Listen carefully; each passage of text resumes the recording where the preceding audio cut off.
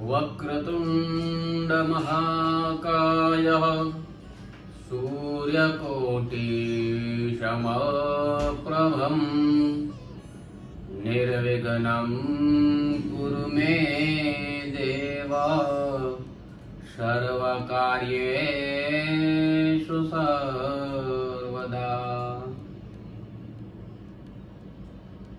जय श्री कृष्ण। हर बोले हर शिव शंकर। एक दिन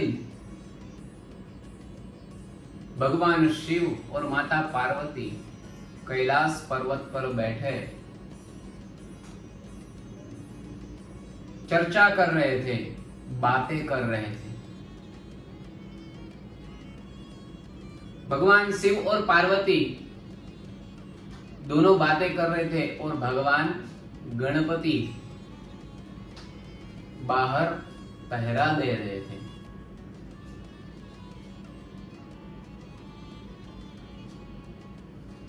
गणपति बापा जो पहरा दे रहे थे, वहां पे भगवान शिव के दर्शन के लिए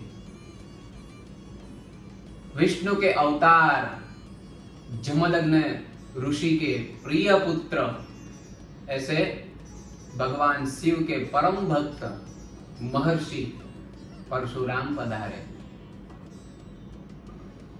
किंतु गणपति यानी गणेश भगवान परशुराम से अपरिचित थे, उनको पहचानते नहीं थे।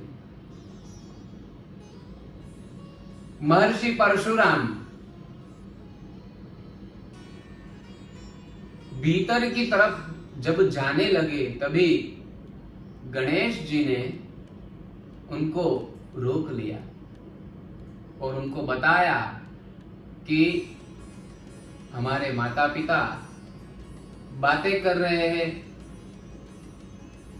कृपया आप अभी अंदर ना जाए, यानी कि अंदर ना जाने की आज्ञा की।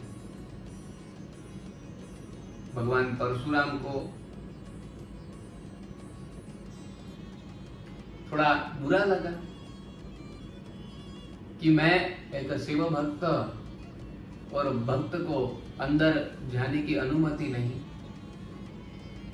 फिर भी भगवान परशुराम ने गणपति जी को अपना परिचय दिया कि मैं महर्षि जमदग्नि ऋषि का पुत्र हूं, परशुराम, और भगवान शिव के दर्शन करने में यहां पे आया हूं। फिर भी गणपति माने नहीं, उन्होंने अंदर नहीं जाने दिया। भगवान परशुराम क्रोधित हो गए। अब गणपति जी की तो बाल्यावस्था थी।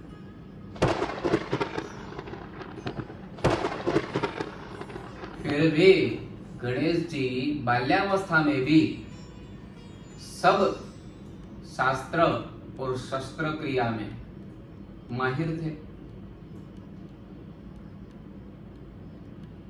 परशुराम जी को क्रोध आया, उन्होंने चिल्लाते हुए कहा कि हे गणेश, हमें अंदर जाने दे,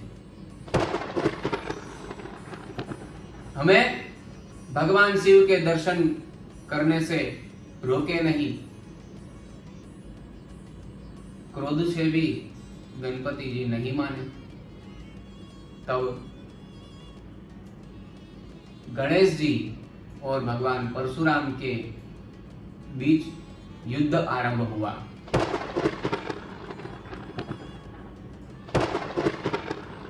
गणेश जी और परशुराम दोनों युद्ध कर रहे हैं। युद्ध बहुत भारी चला। बाहर युद्ध चालू है, अंदर माता पार्वती और शिव बातें कर रहे थे।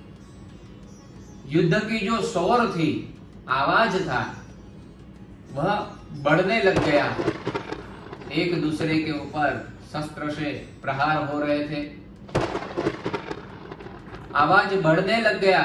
तभी शिव और पार्वती को कुछ आवाजें सुनाई दी, ज्ञात हुआ और बाहर की तरफ आए। जब भी बाहर की तरफ आ रहे थे तभी भगवान परशुराम ने युद्ध में ही गणपति जी के ऊपर क्रोध करके फरसे का वार किया और एक ही फरसे के वार से गणपति जी का एक दांत टूट गया। वह भी गणेश जी जो है एक दांत वाले हो गए। फरसे के वार से गणपति जी का दांत टूट गया और उतने में ही शिव पार्वती आ चुके। उन्होंने देखा कि युद्ध चालू है, भयंकर युद्ध चालू है। माता पार्वती ने गणेश जी को समझाया और भगवान शिव ने परशुराम भगवान को शांत किया, स्वस्थ किया। युद्ध थम गया। अब भगवान शिव ने अपने बेटे का परिचय दिया कि ये मेरा बेटा गणेश है, मेरा प्रिय पुत्र है। और भगवान शिव ने भगवान परशुराम का भी परिचय दिया। दोनों का परिचय हुआ। तभी भगवान परशुराम ने गणेश जी के समक्ष माफी मांगी और उनकी जो माता पिता की सेवा करना और माता की आज्ञा का पालन करना, पिता की आज्ञा का पालन करना, यह उनकी दृढ़ भक्ति देखकर भगवान परशुराम बहुत खुश हो गए और फरसे के वार से जो गणपति जी का एक दांत टूट चुका था, तो भगवान परशुराम ने गणेश जी को एक दंत के नाम से पुकारा कि हे एक दंत, मुझे क्षमा कीजिए, मैं आपको पहचान नहीं पाया। और तभी से भगवान शिव, परशुराम, सभी देवों ने गणपति बापा का दूसरा नाम एक दंत रखते हुए जय घोष किया। सभी देवता ने गणपति जी का और परशुराम जी का जय घोष किया। बोलिए श्री एक दंत भगवान की जय। बस ऐसे ही भगवान गणपति जी का नाम तभी से एक दंत हुआ। इसलिए हम बोलते हैं ना कि एक दंत दयावंत चार भुजाधारी। हम भगवान गणेश को इसीलिए एक दंत कहते हैं। और पुराणों में गणपति जी के 12 नाम है।